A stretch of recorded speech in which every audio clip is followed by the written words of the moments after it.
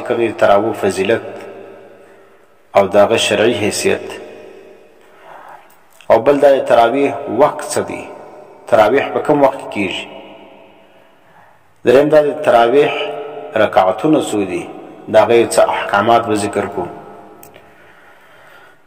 او بل دا د په تراویح کې د 4 رکعات بعد ناسته کول چې کوم وقفه کیږي، د هغه څه حکم دی، په هغه کې څه کول پکار دي. او بل دا دی د تراویح رکعتونه څو دي، بعضې چې کوم دی هغه 20 کوي، بعضې 8 کوي. نو صحیح موقف په دې کې څه دی؟ اول راځو ته د تراویح فضیلت لره. تراویح چې کوم دی دا په رمضان المبارک کې دا یو عبادت دی چې د شپې ادا کیږي، ډېر فضیلت والا دی. نبی علیہ السلام دا سنت دی، دا د نبی علیہ السلام سنت عبادت دی.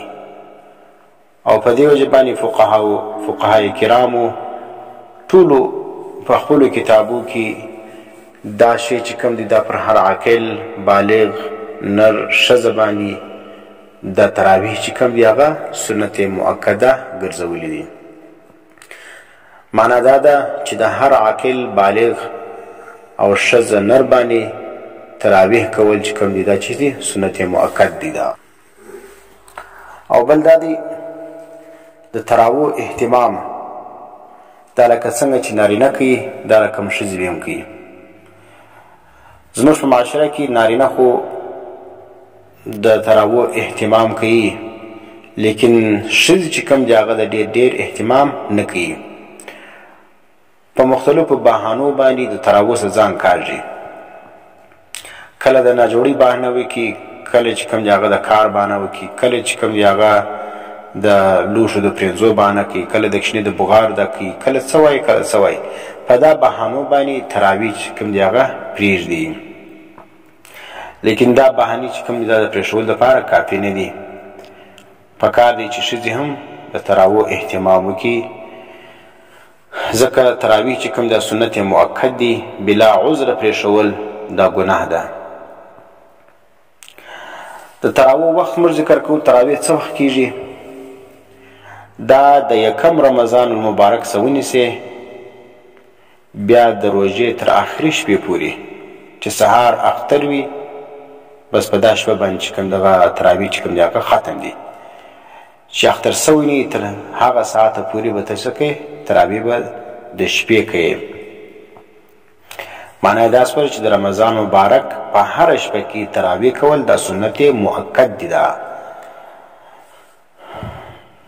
او د تراویح چې کوم دی دا د شپې د ماخستن د لمانځه بعد د دې وخت شروع کیږي بیا تر سهاره پورې. چې د سهار وخت داخل سلو د تراویح وخت ختم سلو بس. نو دې وجې پکار دی چې یو سړی تراویح چې کوم دی اول خو د ماخستن د لمانځه بعد وکړي. که چیرې چا نه وکړی نو بیا دې څه وکړي؟ د سهار د اذانو څخه مخکې تراویح چې کوم دی هغه ادا کړي. او که چیرې چا تراویح چې کوم دی بې له عذره پرېښولې نو د ګناه وکړه، پر دې باندې به څه کوي؟ استغفار غواړي. بعضې خلک څه کوي؟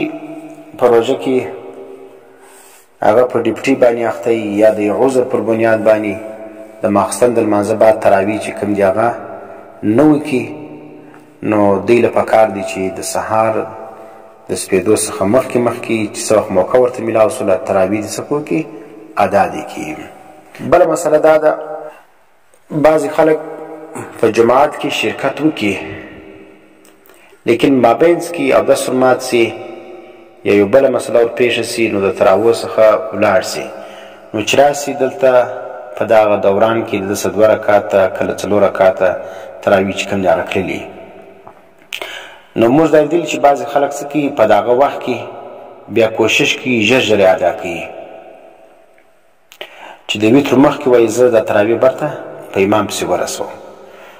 نو دا خبره چې کوم د ضروري نه ده چې خامخا به تراویح چې کوم دی هغه به د ویتر مخکې ته پوره کوې، بیا به د امام سره ویتر چې کوم دی هغه ته کوې.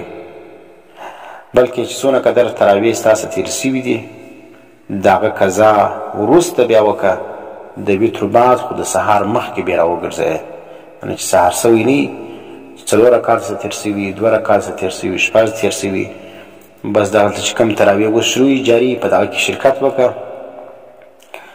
او چې کوم پاته تراویح دي هغه چې بیا څه وخت وتر هم وسلو او د سهار د سپېدو څخه مخکې 4 رکعاته و 6 و 2 هغه به برته راوګرځئ.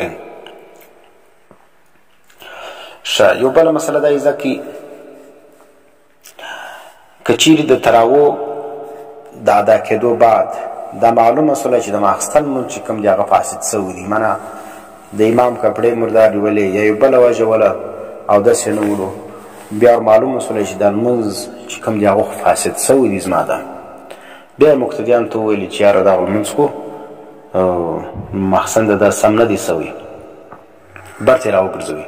تراویح د ادا کېدو بعد چې درته معلوم سولو چې د ماخستن لمونځ فاسد سوی دی، نو په داسې صورت کې به د ماخستن د لمانځه سره تراویح چې کوم دی هغه برته کوي، ځکه تراویح چې کوم دی د ماخستن د لمانځه تابع دي ده، نو چې لمونځ نه صحیح، تراویح چې کوم دی هغه هم نه دي صحیح. یو مسله بله زده کړئ، د تراویح د رکعاتو متعلق د تراویح چې کوم دی هغه 2 رکعاتونه دي، نو صحیح مسلک دا دی تراویح چې کوم دي دا 20 رکعاته سنت دي. دا نبی علیہ السلام چې کوم دی هغه 20 رکعاته تراویح ادا کړي دي،